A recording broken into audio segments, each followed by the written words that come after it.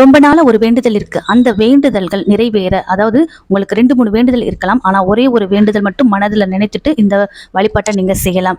வழிபாட்டுக்கு தேவையானது ஒரே ஒரு இலை தாங்க. செம்பருத்தி இலை கிடைச்சா செம்பருத்தி இலை யூஸ் பண்ணிக்கோங்க, அல்லது வாழை இலை, அரச இலை, வெற்றிலை, இந்த 4 இலைகளில் ஏதாவது ஒரு இலை கிடைச்சா அந்த இலை எடுத்துக்கோங்க.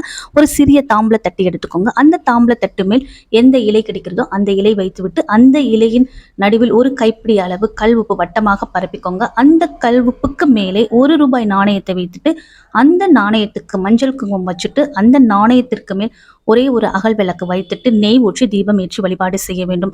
அந்த நெய்யில் கொஞ்சமா பச்சை கற்பூரம், கொஞ்சமா ஜவ்வாது போட்டுட்டு அதுக்கப்புறம் அந்த தீபத்தை ஏற்றிட்டு ஏதாவது ஒரு பாலால் செய்த நெய்வேத்தியம் மகாலட்சுமி தாயாருக்கு வைத்து வழிபாடு செய்ய வேண்டும். நீண்ட நாட்களா எது நடக்கணும் அப்படின்னு நினைச்சிருக்கீங்களோ அதை மட்டும் ஒரே ஒரு கோரிக்கையை மட்டும் மனசுல நினைச்சிட்டு இந்த வழிபாடு செய்யுங்க. பிறகு கற்பூர தீப ஆராதனை காட்டிட்டு உங்களுடைய வழிபாட்டை நீங்க நிறைவு செய்து கொள்ளலாம். இந்த சுக்கிரஹோரையில இந்த வழிபாடு செஞ்சோம்னா கண்டிப்பா நாம் நினைத்தது நிறைவேறும். மகாலட்சுமி தாயாரின் அருளும் சுக்கிர பகவானின் அருளும் நமக்கு பரிபூரணமாக கிடைக்கும்.